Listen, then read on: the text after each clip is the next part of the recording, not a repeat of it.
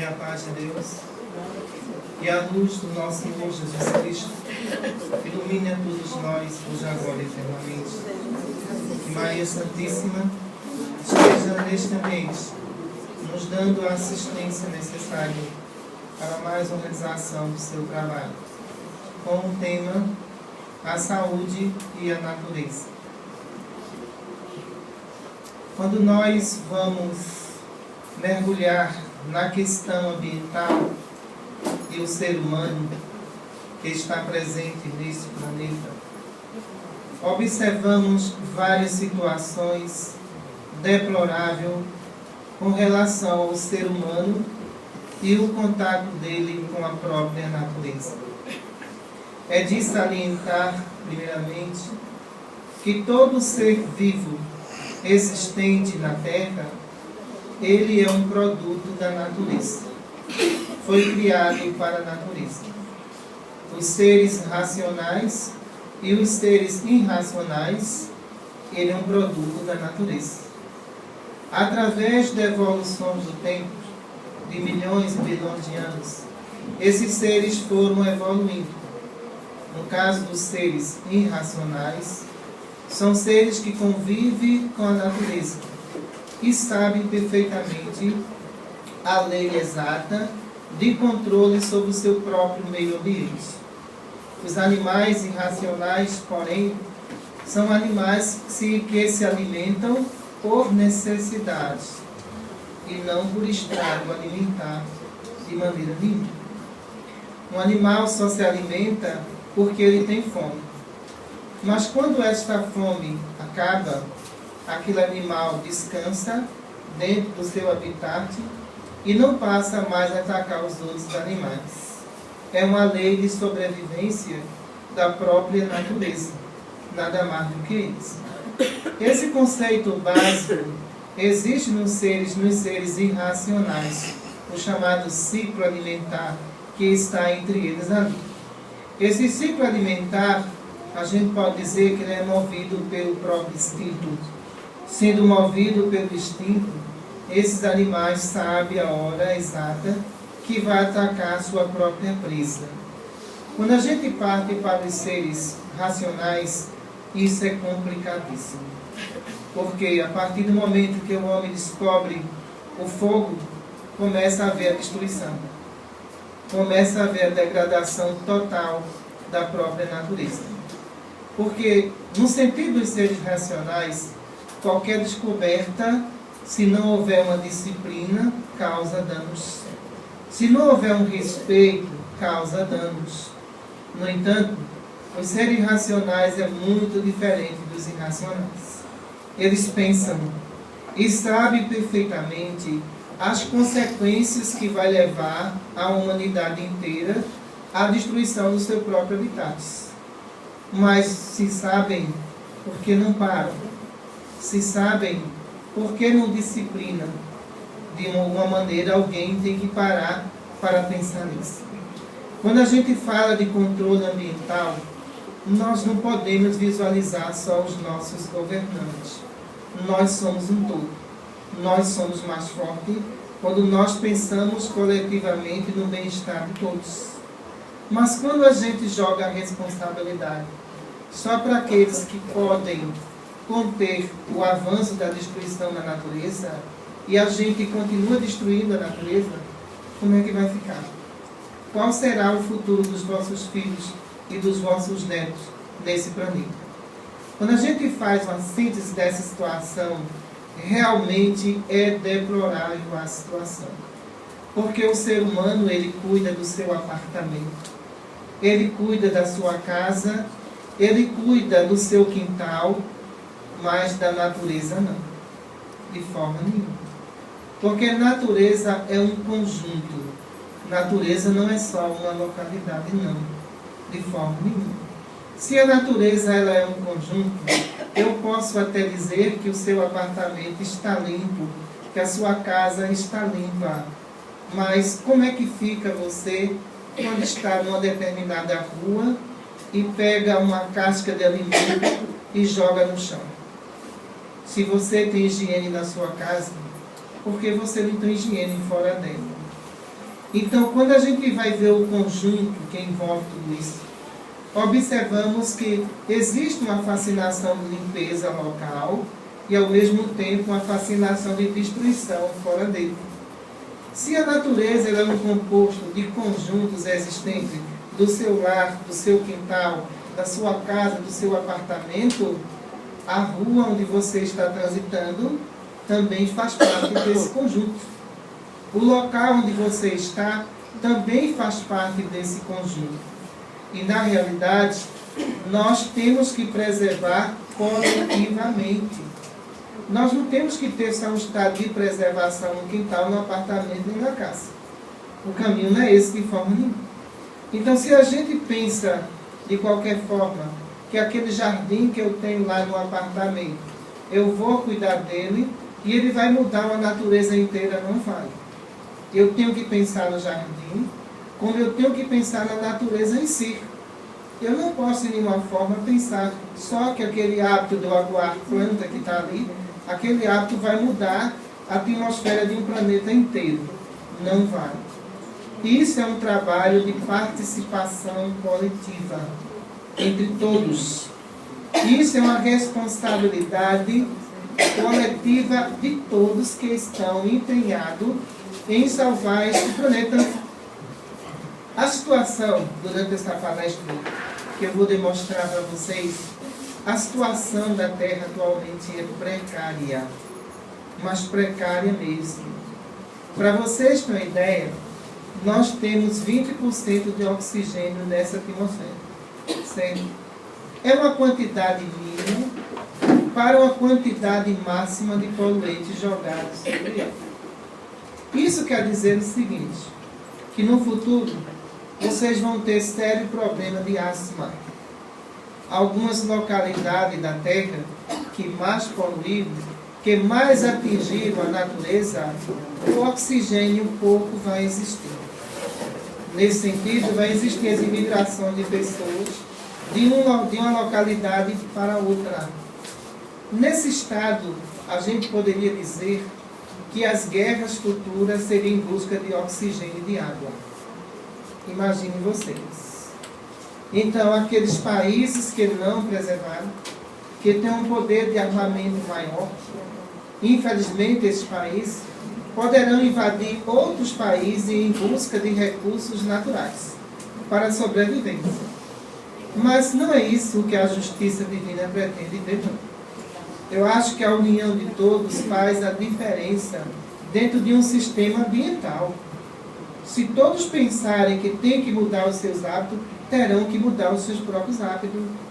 Porque se a gente for tomar isso como base na questão da saúde ambiental, nós veremos que as consequências de afetar a natureza já estão aí.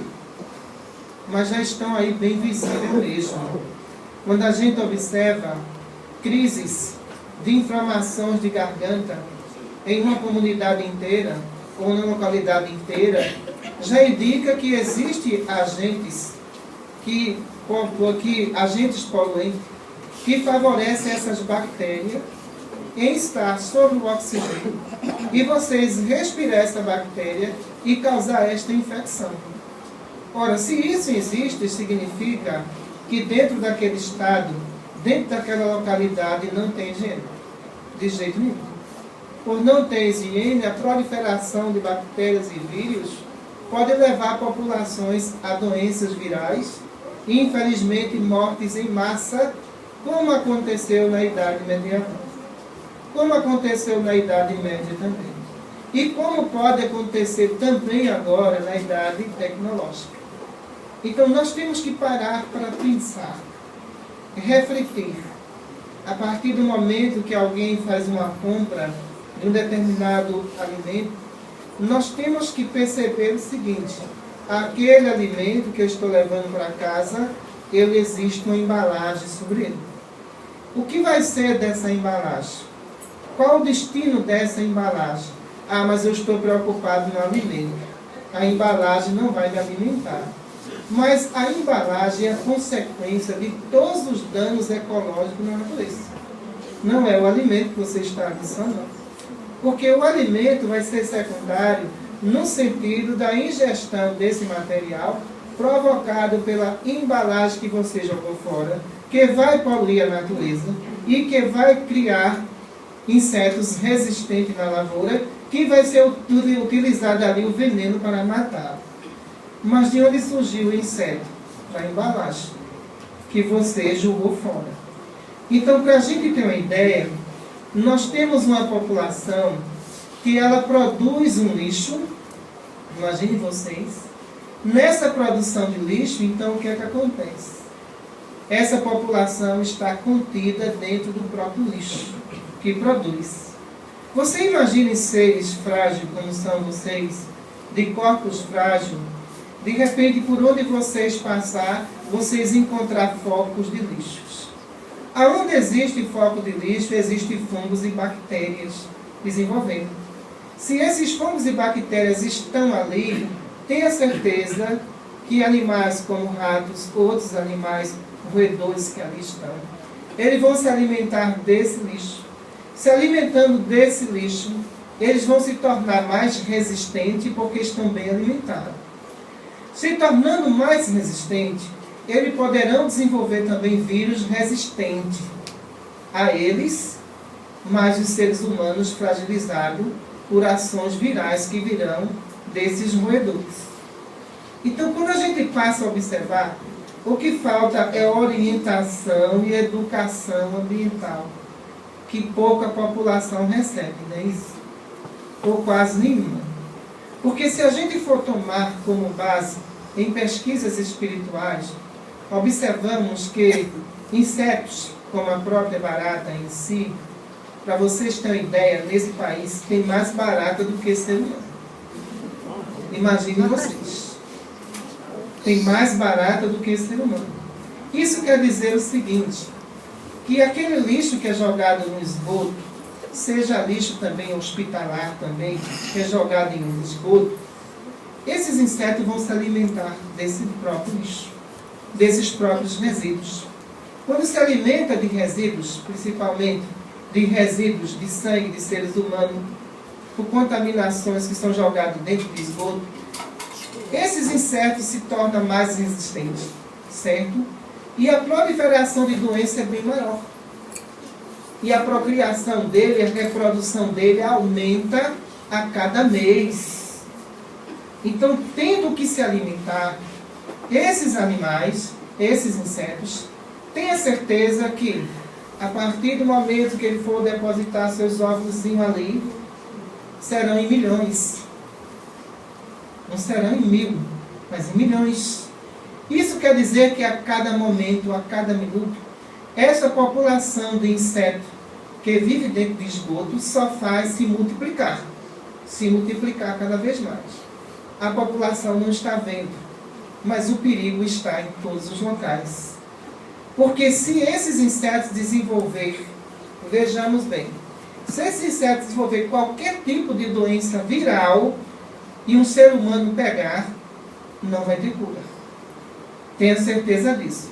Devido à resistência que ele adquiriu pelo próprio alimento que foi jogado dentro do esgoto.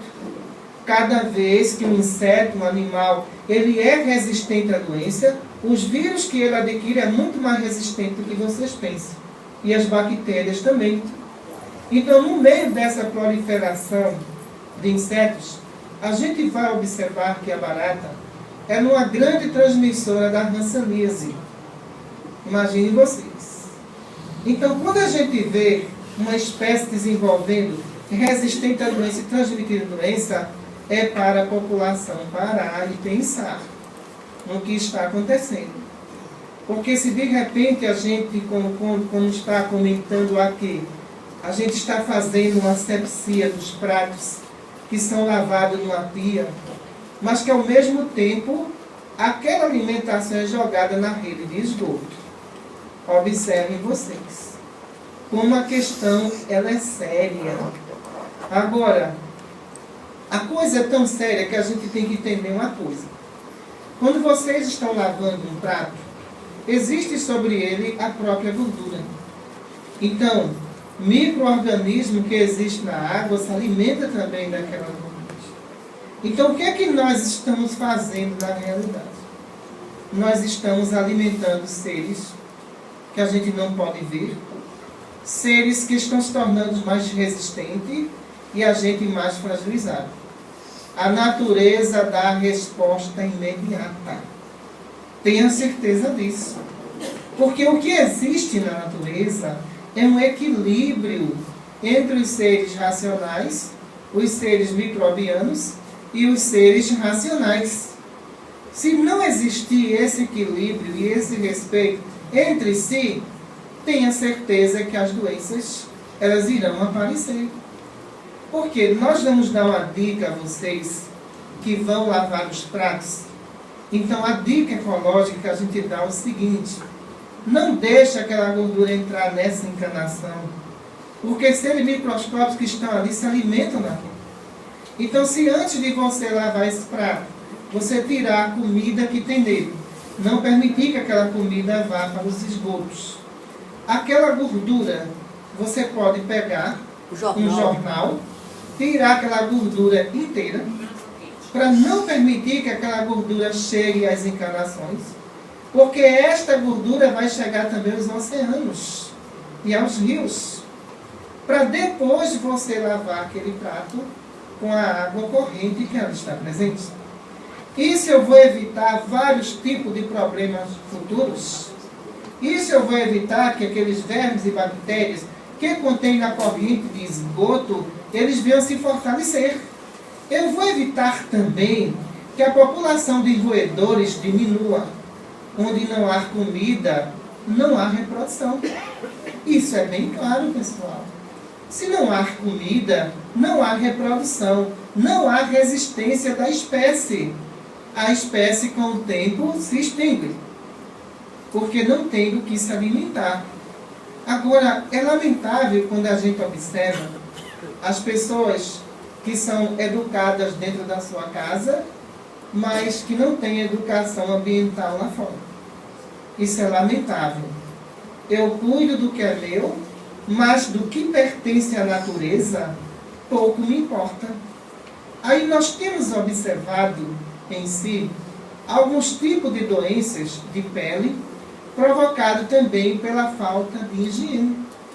Então, as doenças de pele, dermatite, que nós temos visto em algumas pessoas, quando a gente vai observar os hábitos de higiene, a questão da poluição da própria água, que começou aonde? Dentro da sua própria casa. E você achava que aquele lixo, ele não é um lixo que a gente possa dizer rotativo, que ele não vai chegar às cabeceiras dos rios? Vai sim, ele vai chegar. Chegando à cabeceira dos rios, então o que acontece? Esses resíduos descem para as barragens. Quando descem para a barragem, a água que vocês tomam banho vem contaminada. E agora? Não adianta o melhor sabonete, não. De forma nenhuma. O que adianta é a conscientização do que você está fazendo naquele exato momento. Se você for uma pessoa consciente, seu vizinho for uma pessoa consciente, então vai haver um equilíbrio da própria natureza com relação ao meio em que vocês vivem. Sem contar ainda, como espírito, na área ambiental, a gente faz visitas às profundezas oceânicas para fazer as nossas pesquisas. E observe vocês que aquele óleo que vocês instalaram, aquela gordura, elas já chegaram às algas marinhas. As algas marinhas absorvem essa gordura e terminam morrendo. Sabe o que isso significa? Se o andamento dessa poluição oceânica ela continuar daqui a 10 anos, se não houver algas marinhas no oceano, também não vai haver mais reprodução de peixes. Então, o que acontece? Algumas espécies que se alimentam dessas algas marinhas serão extintas, porque não terão mais alimento para consumir. Ora, se você perde uma parte da alimentação oceânica, a população vai sentir o efeito. Não vai sentir o efeito, porque a alimentação oceânica ela tem o iodo entendeu? Nos peixes, favorável ao próprio ser humano. Se o ser humano está destruindo os oceanos, está destruindo a si mesmo. Tenha certeza de uma coisa. E o mais interessante, quando a gente começa as nossas pesquisas ambientais na questão da higiene oceânica, é impressionante. Porque vemos pessoas que eram tão educadas dentro de casa, quando vão à beira de uma praia, tudo que não presta joga ali dentro. Como é que pode uma coisa dessa? Então, o que acontece? Esses peixes se alimentam de resíduos, como plástico. Resíduos esses alimentares que, na visão deles, por serem seres irracionais, são alimentos. Só que esses alimentos dentro de si, em algumas espécies, vai causar esterilidade. Ele não vai reproduzir mais. Por ele não reproduzir mais, sabe o que vai acontecer? Aquela espécie está extinta.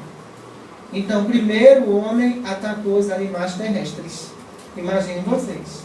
E esses animais terrestres, a maioria deles estão extintos.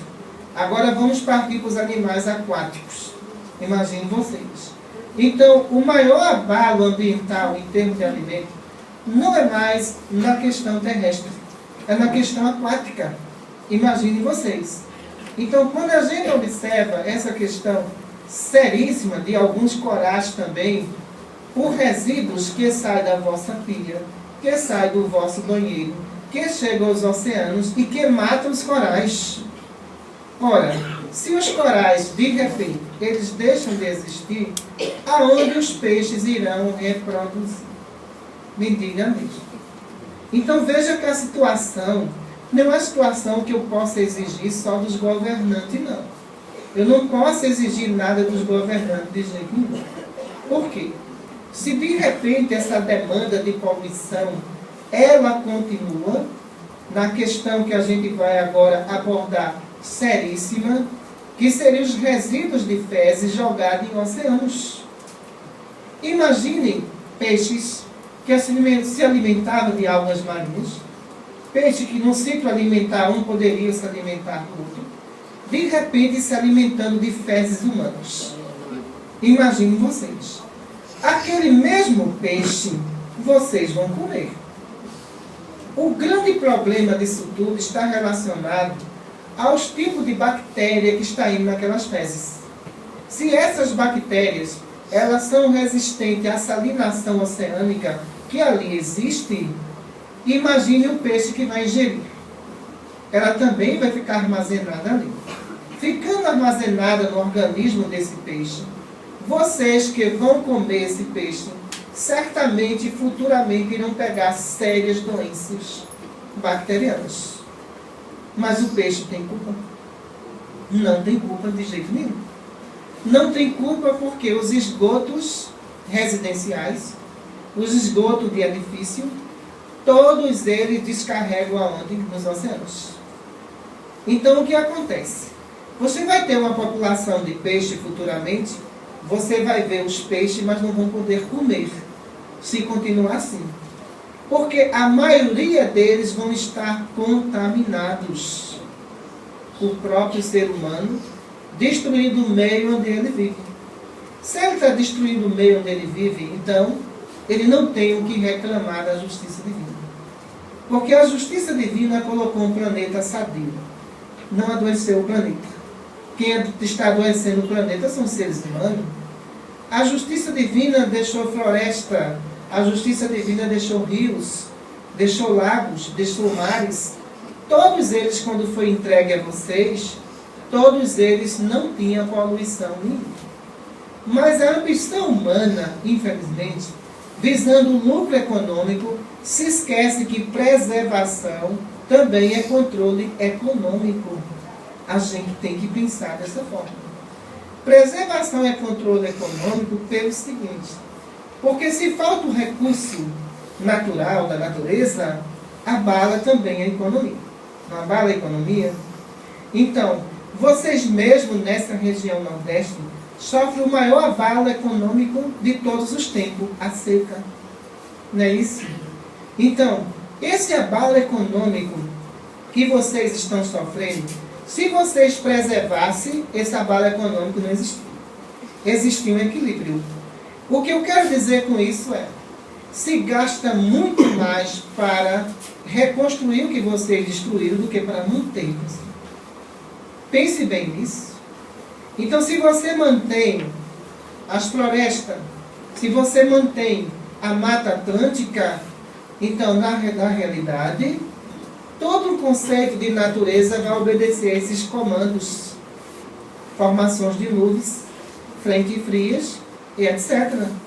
Agora, se de repente eu quero destruir, achando que eu posso reconstruir isso rapidamente, é um grande engano da minha parte.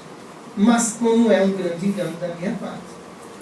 Porque para eu renovar a natureza, eu posso demorar até 50 anos gastando, investindo e os resultados sendo muito pouco nessa área. Mas se de repente eu começo a preservar e não destruir, eu também não vou ter gasto nenhum. Tenha certeza disso. Então, quando a gente vai observar essas questões relativas à seca, isso tem causa. A causa é o próprio homem, a própria ambição dele mesmo. De repente, alguém não pode olhar para o céu, ver o céu azul e um sol ardente e dizer: a culpa é de Deus. Não é. É falta de projetos ambientais nesse sentido. Porque quando a gente vai estudar a questão de velocidade de frente fria e a chegada dessas frentes frias em determinadas regiões secas, encontramos verdadeiros paredões de concretos, que são os edifícios, feitos na beira-mar, onde possibilita de frentes frias chegar até regiões mais distantes. Isso quer dizer o seguinte: vocês que estão aqui, nesse ar-condicionado, se desligar ninguém suporta, não é isso? O que decorre disso? Se você for observar, nós temos aqui ao lado um paredão de concreto que impede toda a ventilação oceânica chegar aqui. Como é que não vão usar ar-condicionado? Mas se a gente fosse mais inteligente, o que é que a gente diria? Ora, a partir do momento que você tem uma área oceânica, uma orla marítima, 500 metros para fora tem que ser protegida. Não se pode construir nada. Imagine vocês. Sabe por que não se pode construir? Porque toda a resfriação dessa localidade, toda a influência existente nas regiões do interior depende daqui, ó, da ventilação que parte daqui. Se de repente houver um vendaval, esse vendaval que vai acontecer, então o que é que acontece? Tem a parede de concreto. O objetivo principal desse vendaval é misturar o ar quente com o frio para provocar a própria chuva. Mas o que acontece? Vai haver uma divisão dessa ventilação. Ele não vai chegar ao objetivo principal. Deus tem culpa disso? Ele não tem de nenhuma forma. Então, a partir do momento que a gente observa que se formou-se um verdadeiro paredão de concreto, o que vai acarretar nisso? Se vocês aqui estão sufocados com este calor, você imagine quem está no interior do estado. Por quê? O resfriamento que acontece aqui no continente vai acontecer lá também. Mas se há um aquecimento aqui, lá vai estar em estado fervente. É isso que vai acontecer. Então, nós teríamos que rever nossos conceitos com relação à construção na área de arquitetura. Nós teríamos que observar que aquilo que fosse prejudicar a natureza, nós deveríamos pensar e não construir. Nós deveríamos, no caso dos próprios arquitetos, nessa área ambiental que eles estão mais investindo no momento agora, observar que toda construção acima de 5 metros, acima de 5 andares, toda essa construção em orla, ela prejudica toda uma cidade. Ela vai prejudicar, ela corta a ventilação. Porque a partir do momento que a gente vai medir o grau de temperatura de algumas localidades, a gente percebe que esse grau de temperatura já não é o mesmo grau de temperatura. Por quê? se a gente faz uma medição de temperatura, uma temperatura que amanhece o dia aos 27 graus, imaginem vocês, há 40 anos não era assim. Não podia ser assim. Então, como é que de repente você passa numa determinada localidade, 8 horas sem ter o sol aquecendo aquela região, mas a temperatura não serve? Ora, então não é só a questão que a gente pode dizer do aquecimento global. De forma nenhuma, não é só isso não. Então, são as construções mal feitas, sem dar abertura aos ventos que vêm dos oceanos, em direção à cidade, para ver um resfriamento naquela localidade. Ah, mas eu moro num apartamento de frente para o mar. O que é que significa? Nada. Destruição. Somente. Porque quando nós vamos observar determinadas situações de avanços do mar, já é uma providência da justiça divina. A natureza dizendo que aquele é o lugar dela. E se é o lugar dela, ela vai ocupar cedo ou tarde. E se vai ocupar aquele local, o seu lindo apartamento que está olhando para o outro lado do mar, que está vendo o mar azul, tenha certeza que daqui a 20 anos pode ser que ele não exista mais. Porque isso se chama ocupação e providência divina. Nós não podemos violar essa lei de nenhuma forma. Então nós temos que respeitar a natureza para que a natureza nos respeite. Mas nós não podemos querer destruir a natureza que nos construiu. Nós não podemos, nem temos o direito de fazer isso, não. Porque somos uma propriedade dela, vivemos sobre ela e através de bilhões e bilhões nos transformamos hoje no que nós somos. Depois que a gente adquirir uma estabilidade de pensamento e de inteligência, nós vamos destruir. É o que está acontecendo.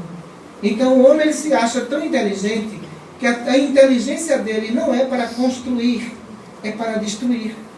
Se ele está usando para destruir, ele está destruindo a si próprio. Ele está destruindo a sua geração inteira.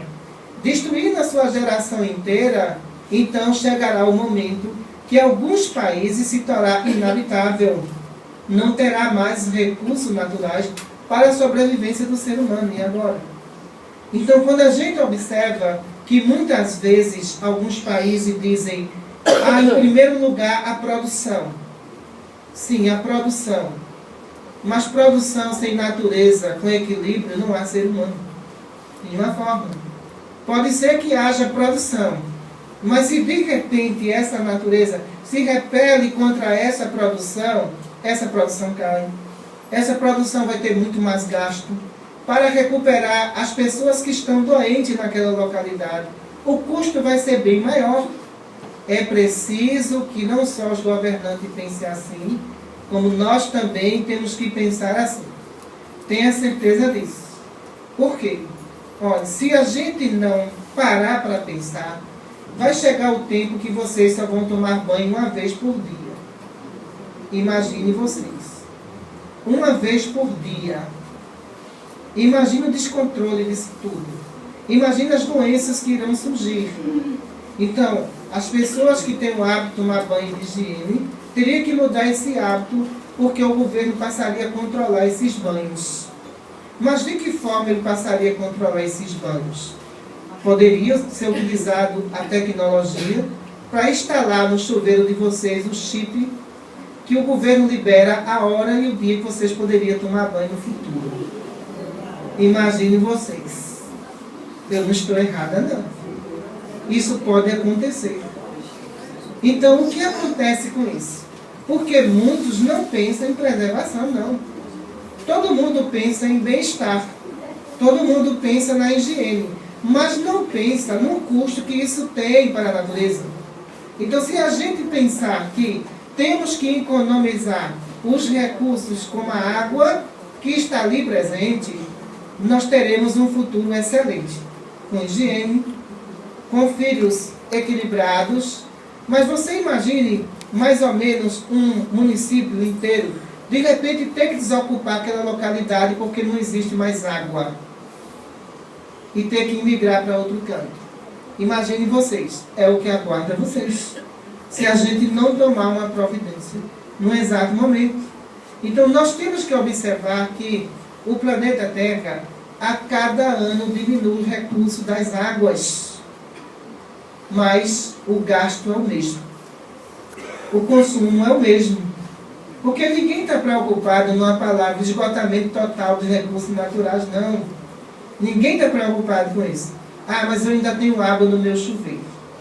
Se eu tenho água no meu chuveiro, a vizinha não tem porque eu armazenei. Mas e quando não tiver mais água nos rios, nas barragens? O que é que você vai fazer? A gente observa o desequilíbrio hídrico que está acontecendo na Terra.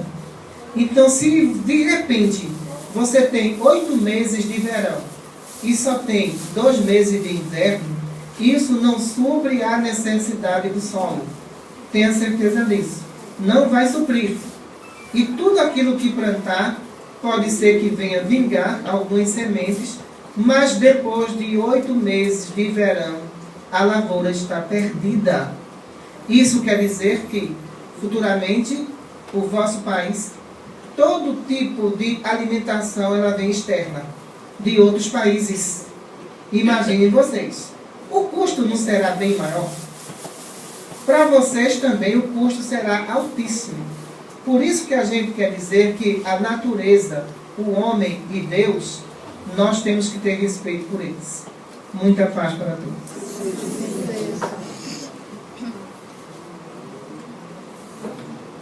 Dessa forma, nós agradecemos a Deus Pai por podermos pedir que a irmã faça a prece.